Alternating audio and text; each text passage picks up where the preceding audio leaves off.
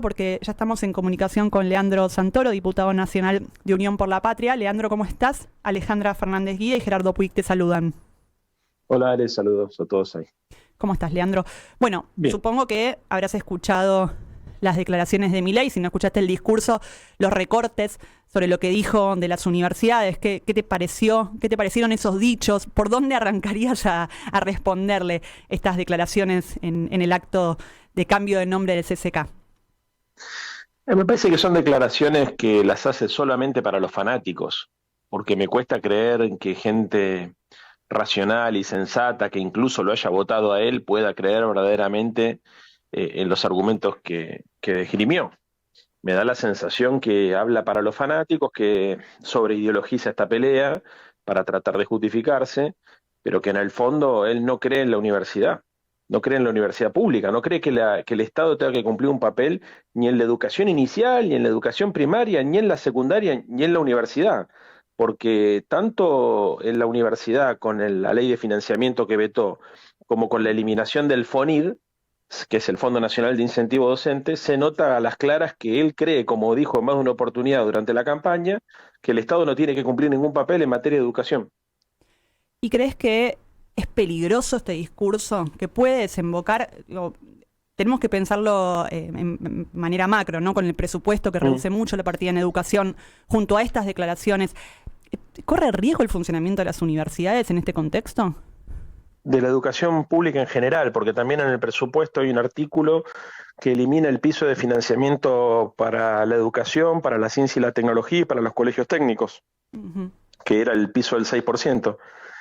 Entonces creo que lo que hay es un sesgo claramente, a ver, lamentablemente te lo tengo que decir así, o sea, antieducación, ni siquiera creo que sea antieducación pública, porque en las declaraciones de Bertie Venegas Lynch queda claro, me parece a mí, cuál es la mirada de un sector importante de la Libertad Avanza, ¿no?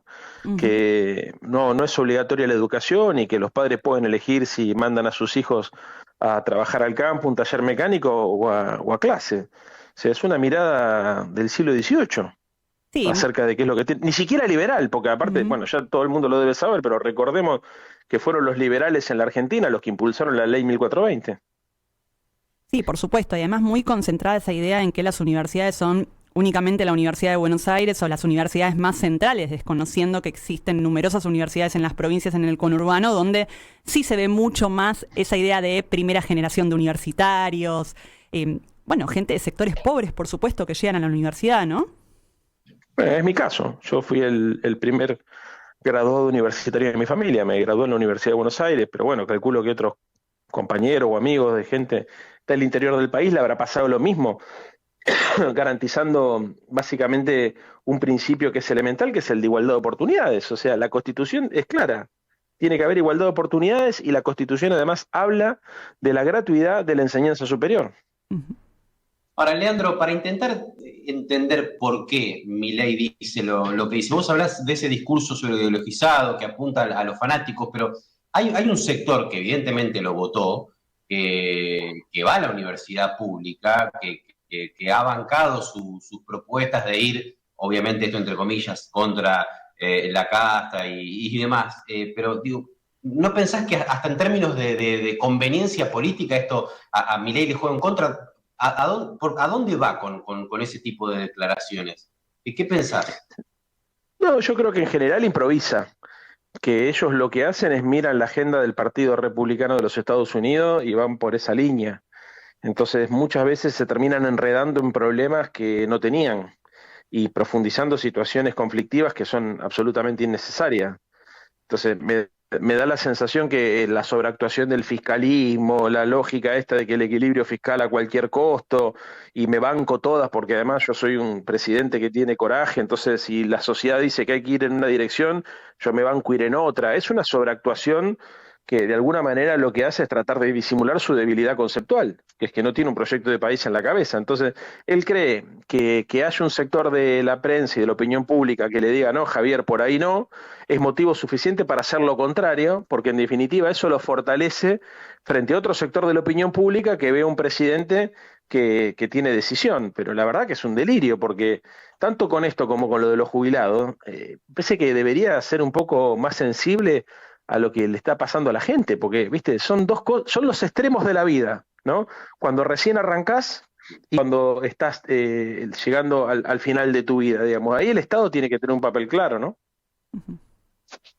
Vos sabés que un par de horas antes del inicio del acto ahí en el ahora Palacio Libertad, ex SK, Franco, jefe de gabinete, fue quien en una entrevista puso en cuestionamiento que haya hospitales nacionales. Dijo que habría que dárselos a las provincias. Esto puede leerse también como una escalada más contra Axel Kicillof, ¿no? Porque en definitiva hay muchos de sus establecimientos en provincia de Buenos Aires. ¿Cómo ves eso respecto de que el Estado Nacional no quiere hacerse cargo de establecimientos que son, bueno, históricamente dependientes de la nación? 9 hospitales, ¿no? No creo que sea contra Axel, ¿eh? Creo que también forma parte de lo mismo, porque no es que es contra Axel Kicillof, porque acá pasó lo mismo con el Laura Bonaparte, que está en la ciudad de Buenos Aires. No, creo que también es una mirada excesivamente fiscalista, que además trata de imitar ahora ya no al Partido Republicano de los Estados Unidos, sino al menemismo, porque parte de la crisis también de la salud y la educación arrancó cuando en los 90 se transfirieron servicios sin contraprestaciones. Y me parece que él lo que está buscando básicamente es transferirle el costo del ajuste a las provincias. Lo que pasa que, bueno, nada, es todo delirante porque, a ver, finalmente se desentiende del funcionamiento de las instituciones. Claro. Los hospitales, las escuelas son instituciones clave y muchas veces hay provincias que se tienen que hacer cargo de situaciones que no tienen los recursos para afrontar, digamos, ¿no? Muchas provincias, ¿no? Pero no la provincia de Buenos Aires, provincias del norte argentino que han tenido que hacerse cargo de responsabilidades que eran de la nación y que no han contado con los recursos necesarios para eso. Así que yo creo que tiene que ver con un concepto de país y un concepto de Estado, donde él piensa que el Estado se resume, como dijo en más de una oportunidad, solamente a brindar seguridad, justicia, relaciones exteriores y macroeconomía, y después que cada uno se las arregle como puede. Claro, que es algo netamente ideológico, ¿crees? Él cree que hay que destruir el Estado. Exactamente. Leandro, te cambio un poco de tema. La semana pasada, en la marcha por el financiamiento universitario, ya sabemos lo que pasó, fue pacífica, pero se produjo un incidente en particular con un youtuber libertario, y vos saliste con un mensaje en redes sociales que dijiste: nunca la violencia se justifica. Ese mensaje tuvo tantos likes como comentarios abajo de personas cuestionándote, ¿no? Y eran muchos seguidores del Frente de Todos, no solamente libertarios, lo que te cuestionaban esta posición. Quería saber por qué tuviste esa expresión y si te preocupa este avance de la violencia política, digo, desde el ataque a Cristina Kirchner hasta acá, y cómo se está recrudeciendo eso. Sí, claro. Bueno, lo puse porque lo pienso. Nunca la violencia se justifica. Además, no puedo creer como en un país como el nuestro, que pasó por el terrorismo de Estado, ya vimos lo que fue, ¿no? Cuando estas cosas arrancan siempre de manera simbólica, verbal, ¿viste? Va de menor a mayor, pero puede terminar una tragedia. O sea, las tragedias no arrancan de la mañana a la noche, arrancan con este tipo de cosas, ¿viste? Entonces yo creo que la Argentina debería ser más cauta y debería recordar su historia, su pasado, antes de fomentar el odio, aunque sea el odio simbólico. Y obviamente, sí, yo creo que la política argentina está polarizada y la polarización extrema se ve a los dos lados de la grieta. Tenés gente que no entiende razones y que lo único que cree es que hay que eliminar al adversario porque lo ha transformado en un enemigo y que de esa forma las cosas van a estar mejor. Ahora, yo no puedo creer cómo, más allá del estado de emoción violenta que una persona puede tener, un dirigente político o un cuadro puede realmente pensar que los problemas de nuestro país se resuelven a las tropadas. No conozco ninguna sociedad que lo haya hecho, más bien todo lo contrario, ¿no? Dirigentes políticos y militantes que celebran la violencia en general fueron responsables de grandes tragedias. ¿Y cómo se frena entonces? Digo, porque la grieta parece cada vez más profunda desde el discurso oficial y opositor también en muchos casos, pero digo, este gobierno en particular está ahí muy pendiente de la grieta y de profundizarla cada vez más. Entonces, ¿cómo se frena esta violencia tan creciente? Y bueno, haciendo un poco lo que estamos haciendo algunos de nosotros, tratando de predicar lo contrario, tratando de darle importancia a los argumentos y a la racionalidad, de poner las emociones en su justo lugar, en su justa medida, qué sé yo, digo, hay muchas cosas para hacer, o sea, creo que hay que ejercitar la solidaridad, digamos, ir en contra del discurso hiperindividualista que termina justificando una suerte de guerra de todos contra todos, una vuelta al estado de naturaleza. Todo eso, a ver, puede filtrar para un lado o para el otro lado de la grieta. Lo que creo que el problema es cuando las voces más racionales, por temor a las réplicas en redes, o por temor a los haters, o por temor, viste, a que te agarre el presidente y te haga bullying, que es como la máxima figura, que es la que debería ser la que mande el mensaje de racionalidad y no lo hace, entonces por temor a que eso suceda, agarran y se callan. Y bueno, nada, me parece una locura, qué sé yo, si a mí me quieren insultar por decir que la violencia no se justifica, insúltenme, pero es lo que pienso y lo que pensé toda la vida. Bueno, ahí sí tuviste varias respuestas Ujú. cuestionándote esa posición.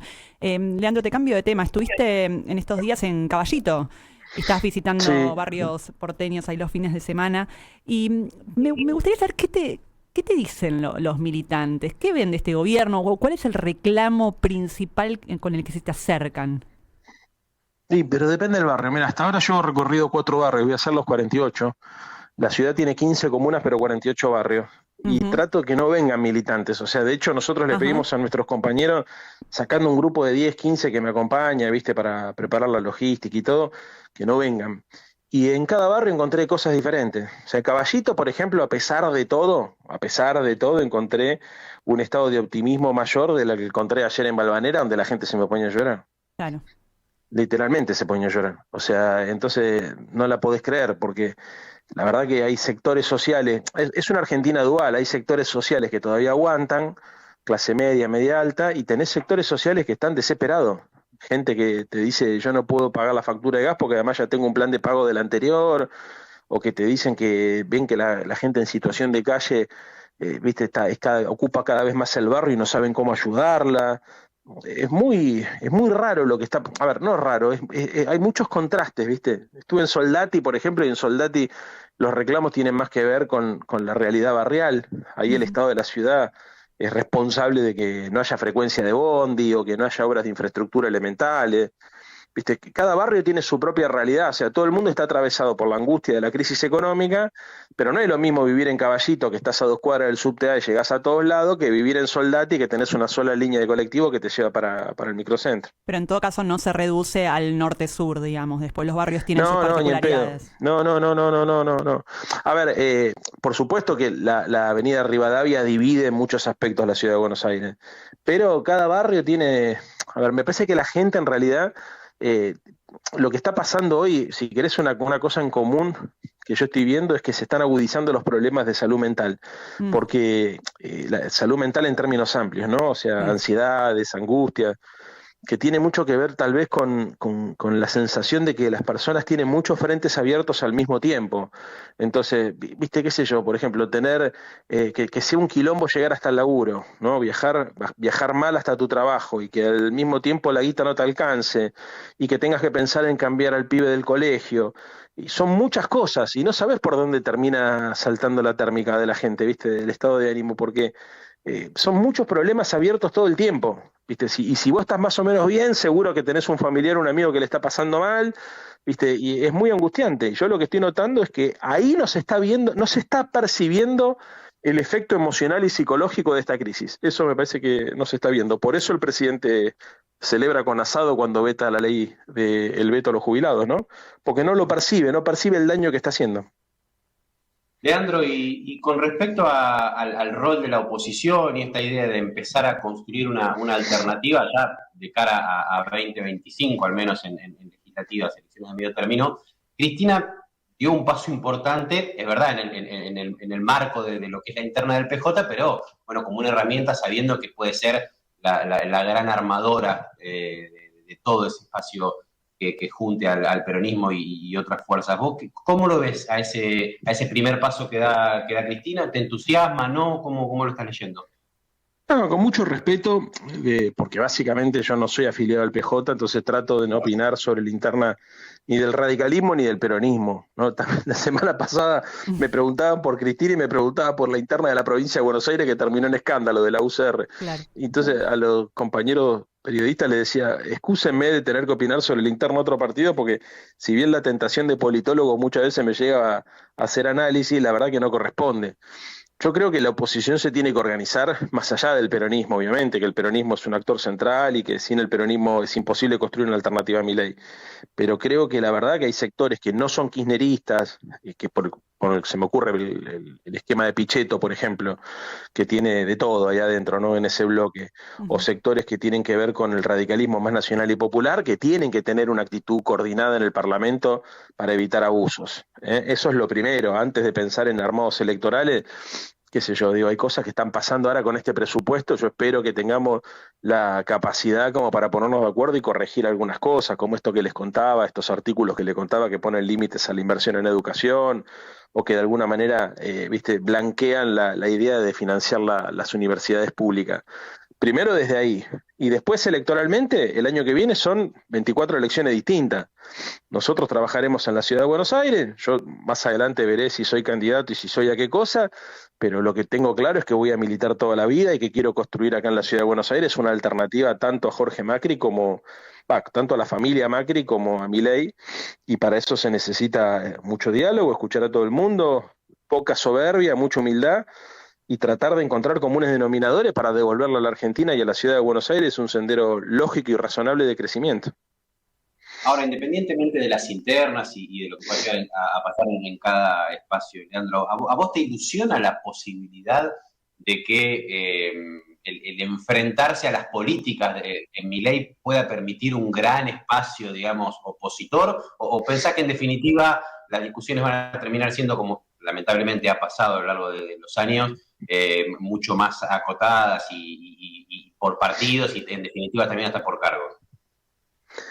Y supongo que será una mezcla de las dos cosas que decís vos, como siempre es en la vida, lamentablemente. Y mucho del porcentaje dependerá de cómo evolucionen las condiciones socioeconómicas de nuestro país en los próximos meses. Si la crisis socioeconómica se profundiza, seguramente habrá un contexto que va a permitir que se construya un frente más amplio, donde haya más generosidad, y si la cosa sigue siendo así por goteo, probablemente prevalezca un poco más el individualismo partidario. Las dos cosas, a ver, la Argentina es un país que no ha logrado, después de, tal vez, creo yo, del Pacto de Olivos, rearmar su sistema de partidos. Entonces, muchas de estas construcciones se hacen pensando en cada elección, lo cual no me parece bien, o sea, me parece mal, pero es la realidad que tenemos, no hay partidos políticos. Yo aspiro a construir una democracia y vivir en una democracia de partidos que le dé previsibilidad a algunos debates, ¿no? Leandro, para cerrar esta nota, te voy a meter un poquito más en la interna para preguntarte cómo tomaste las críticas, algunas medio indirectas, otras más directas, de Máximo Kirchner a Axel Kicillof. Mira, yo ya lo he dicho en varias oportunidades. ¿Te imaginás que si vengo sosteniendo públicamente que la Argentina sale con un gobierno de unidad nacional, porque es realmente lo que creo, como pasó en el 2002 y como pasó en otras etapas históricas de nuestro país y como pasó en otras sociedades, pongo el caso de Israel en el 85, los países logran salir de crisis muy profundas solamente si logran acordar algunas cuestiones elementales y suspender por un tiempo las agresiones, ¿no? Que van tirando para atrás cualquier construcción colectiva. Y si pienso esto, obviamente que si lo pienso para una construcción mucho más amplia que la del peronismo, obviamente que no veo bien ningún tipo de crítica que vaya en sentido contrario. Creo que lo que hay que hacer acá es fortalecer una construcción gregaria, colectiva, amplia, y que cada uno tiene que tener su espacio y que en todo caso la discusión tiene que ser de ideas y nunca personalizar. Así que en ese sentido, mientras menos ruido interno haya, me parece que va a ser más fácil crear condiciones para que alguna vez en la Argentina tengamos un gobierno de unidad nacional que por lo menos logre en un periodo presidencial estabilizar lo básico. Después, obviamente, o sea, ¿no? Yo creo que los partidos políticos son necesarios, las miradas, la diversidad de miradas son necesarias, los matices ideológicos son necesarios e enriquecedores, pero siempre y cuando las reglas de juego sean compartidas y haya como una estabilidad institucional que creo que en la Argentina la estamos perdiendo, así que es muy importante conseguir que los partidos políticos logren unificar sus posiciones y que ojalá puedan con otros partidos políticos equilibrar una agenda común. Bueno, veremos qué pasa entonces. Gracias, Leandro Santoro, diputado nacional de Unión por la Patria, por esta conversación. Saludos a todos.